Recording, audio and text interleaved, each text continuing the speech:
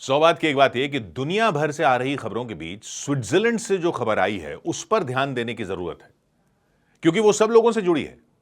Europe में और America में अब कई जगह यह देखा जा रहा है कि गोरे लोगों में आक्रोश होता जा रहा है कि उनके यहां बाहर से लोग आकर जो बसने लग गए हैं वो उनकी संस्कृति को खत्म कर रहे हैं। उनको अपने ही देश में ऐसे लग रहे हैं कि जैसे कि उनके देश ही उनके नहीं रहे। इन गोरे लोगों के देश पिछली सदी तक, यानी अभी 60-70 साल पहले तक तो दूसरे देशों पर राज कर रहे थे और गोरे कई देशों में जुल्म ढा रहे थे। तब इनको नहीं लग रहा था कि ये वहां जाकर उन देशों की संस्कृति का क्या हाल कर रहे हैं। तब तो वहां से अकूत दौलत लूट कर ये खुद अमीर हुए जा रहे थे। अफ्रीका के अलग अलग देशों पर यूरोप के अलग अलग देशों का कब्जा था। एशिया के अलग अलग देशों पर यूरोप के अलग अलग देशों का राज चल रहा था। भारत तो आप जानते ही हैं, ब्रिटेन का राज चल रहा था यहां पे। उत्तर अमेरिका और दक्षिण अमेरिका में जाकर इन यूरोप के गोरे लोगों ने वहां के मूल निवासियों पर हुकूमत की और वहां तो नए देश ही बना दिए, जैसे बिल्डर प्लॉट काट काट कर कॉलोनियां बसाते हैं। तब ये कह रहे थे कि ये दुनिया को सुधार रहे हैं, जंगलियों को सभ्य बना रहे हैं, जबकि जिनको ये सभ्य बनाने का दंभ भर रहे थे उनकी अपनी सभ्यताएं और संस्कृति हजारों साल पुरानी थी और इन्होंने उन देशों को गरीब बनाया, वहां के संसाधनों को लूटकर अपनी तिजोरियां भरी। लेकिन अब जब वहां चल रही जंगों से भाग भाग कर लोग यूरोप में बसने लगे हैं तो इनको वो लोग अपनी जमीन पर बर्दाश्त नहीं हो रहे। और ये जो जिन जंगों से भाग भाग कर लोग वहां पर आ रहे हैं वो जंगें किसने शुरू की? इन्होंने ही तो शुरू की। और जो अपनी काबिलियत के दम पर वहां इन्हीं की कंपनियों में काम करने के लिए गए हैं और इन्हीं की कंपनियों को फायदा पहुंचाकर इनके देशों की तिजोरियां आज भी भर रहे हैं, तो इनके यहां नेता खड़े हो गए ये डर दिखाने के लिए कि बाहर से आ रहे लोग वहां के गोरों का रोजगार छीन रहे हैं। या सीरिया या इराक या पश्चिम एशिया के दूसरे देशों में जहां जंगें चल रही हैं सालों से, वहां से अपनी जान बचाकर लोग अगर इनके देशों में जाकर शरण ले रहे हैं तो वो इनको बोझ लग रहे हैं। वो जंगें इनके इतिहास की वजह से शुरू हुई हैं अभी तक जो चल रही हैं, लेकिन वहां से भागकर कोई आता है तो इनको लगता है बोझ है। तो ये वाली पॉलिटिक्स अमेरिका में तो चल ही रही है, एक एक करके यूरोप के कई देशों में शुरू हो गई। पहले इक्के दुक्के नेता ये वाला एजेंडा लेकर गोरों को डराकर वोट जुटाने की अपनी राजनीति करते थे, अब इनकी संख्या भी बढ़ती जा रही है और कई पार्टियां कई देशों में इसी एजेंडे पर खड़ी हो गई। वो राजनीति कर रहे हैं कि बाहर वालों को बाहर करो, जो भी गोरा नहीं है वो उनके लिए बाहर वाला है। क्योंकि यूक्रेन जंग की वजह से भी यूक्रेन के भी कई लोग दूसरे देशों की तरफ निकले हैं यूरोप में शरण लेने के लिए। यूक्रेन के लोग बोझ नहीं लगते, वो तो गोरे हैं। इन वाले नेताओं को उनसे ज्यादा दिक्कत हो रही हो ऐसा दिखता नहीं है। इनको दिक्कत होती है अफ्रीका से आए लोगों से, सीरिया से आए लोगों से, इराक से आए लोगों से, म्यांमार के लोगों से, बांग्लादेश से आए लोगों से, पाकिस्तान से आए लोगों से।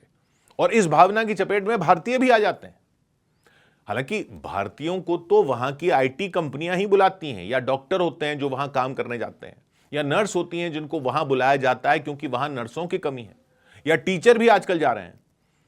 यानी कई वो काम हैं जो करने के लिए वहां लोग नहीं हैं, या उन लोगों में वो काबिलियत नहीं है, या वो लोग वो काम करना नहीं चाहते, तो बाहर से लोग जाकर वो काम करते हैं। लेकिन कई नेता वहां खड़े हो जाते हैं कि बाहर से लोग आकर रोजगार छीन रहे हैं, या रोजगार छीन रहे हैं वाली पॉलिटिक्स है, या संस्कृति बिगाड़ने वाली पॉलिटिक्स है कि आकर हमारी संस्कृति बिगाड़ रहे हैं। भुला रहे हो आप, काम कर रहे हैं आपका, संस्कृति बिगड़ रही है।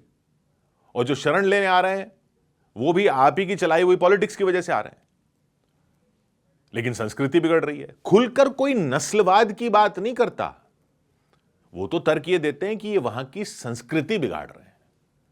तो स्विट्जरलैंड में भी कई नेता ऐसे खड़े हो चुके हैं और स्विट्जरलैंड में चुनावों के अलावा रेफरेंडम भी होता है।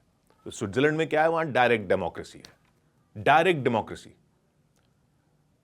मतलब वहां क्या है कि लोग किसी भी कानून पर खुद वोट कर सकते हैं रेफरेंडम के जरिए।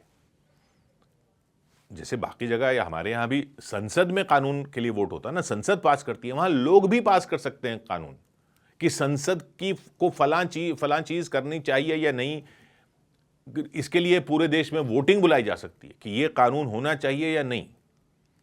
कोई भी उठ के खड़ा नहीं हो सकता कि इस बात पर कि भाई देश में वोट करवाओ। उसके लिए अलग अलग नियम है।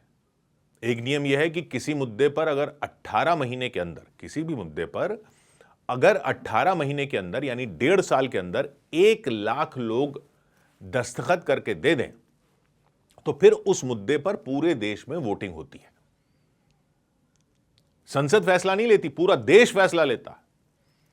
वहां 90 लाख लोग तो कुल रहते हैं, कुल 90 लाख रहते हैं स्विट्जरलैंड में। उनमें 1 लाख अगर साइन करके दे दें तो रेफरेंडम हो जाता है। तो वहां की एक पार्टी है एसवीपी, स्विस पीपल्स पार्टी। वो बाहर के लोगों को वहां बसाने के खिलाफ है। तो उसने यह मुद्दा बनाया कि स्विट्जरलैंड की जनसंख्या की लिमिट लगा दो। अभी 90 लाख है जनसंख्या, तो कानून पास कर दो कि 1 करोड़ की लिमिट है 2050 तक, कि 2050 तक 1 करोड़ से ज्यादा नहीं होने देंगे।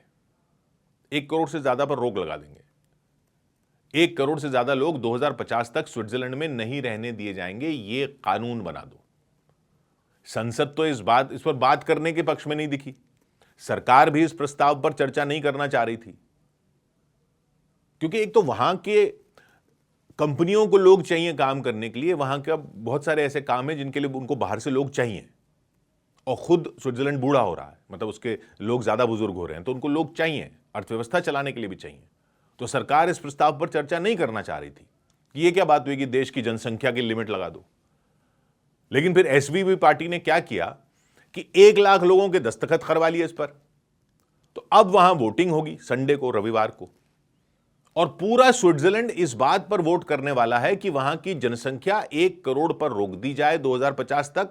ऐसा कानून बनाया जाए या नहीं बनाया जाए पे वोट करेंगे लोग कि भाई ऐसा कानून होना चाहिए या नहीं होना चाहिए।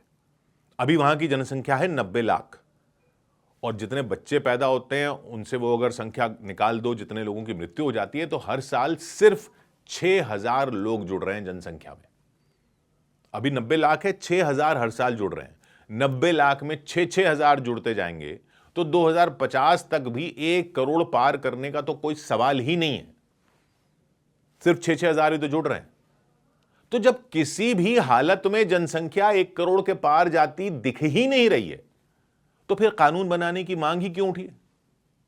क्यों चाहिए लिमिट? 1 लाख लोगों ने इस पर साइन करके क्यों दिया कि वोटिंग करवाओ? उसकी वजह यह है कि वहां बाहर से बहुत लोग आकर बस रहे हैं। वो उनको नहीं चाहते हैं। बच्चे पैदा करने वाली लिमिट नहीं है ये बाहर से लोगों को बसाने वाली लिमिट है कि और नहीं बसाने, लिमिट लगा दो। ये जो 90 लाख लोग वहां अभी रह रहे हैं, ये 70 लाख ही होते, क्योंकि 20 लाख लोग तो ऐसे हैं जो पिछले 25 साल में बाहर से आकर वहां पर बस चुके हैं। और अब वहां रहने वाले लोगों में 27% ऐसे हैं जो बाहर से आकर वहां बसे हैं। 27%, यानी हर 4 में 1 व्यक्ति वहां बाहर से आया हुआ है। तो असली वजह इस रेफरेंडम की, इस वोटिंग की वो है कि कई गोरों को लग रहा है कि कानून बनाकर इसको रोक दो।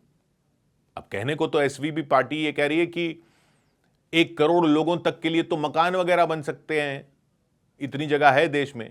इससे ज्यादा हुए तो सुविधाएं ही नहीं मिल पाएंगी सबको। 1 करोड़ लोगों की जगह है। तर्क क्या दे रहे हैं? नस्लवाद नहीं बोलते ना, वो कहते हैं कि भाई सुविधाएं कैसे देंगे, 1 करोड़ से भी ज्यादा हो गए तो जगह नहीं है हमारे देश में, इसलिए जनसंख्या कंट्रोल करने की जरूरत है।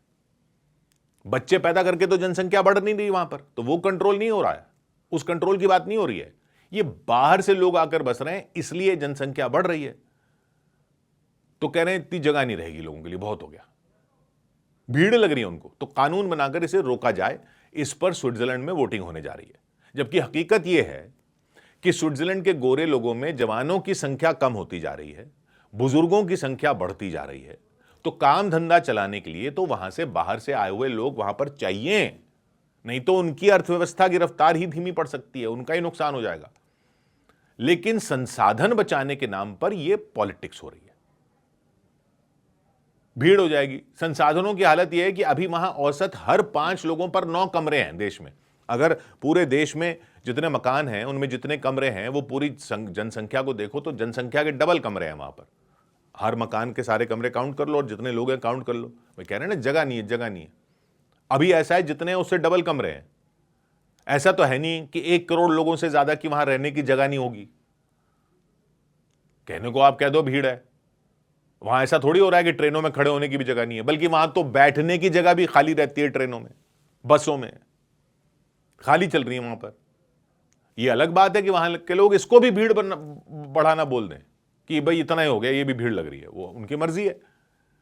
लेकिन बाकी दुनिया अच्छी तरह समझ रही है ये वोटिंग क्यों हो रही है, और जिस तरफ स्विट्जरलैंड के लोग रविवार को वोट करेंगे वो फिर संकेत दे देगा कि दुनिया में ये घुसपैठिया पॉलिटिक्स के नाम पर नस्लवाद हो रहा है, या फिर ये हर देश इन बदले हुए हालात में अपना अपना किला मजबूत करने में लगा है। 100 बात की एक बात।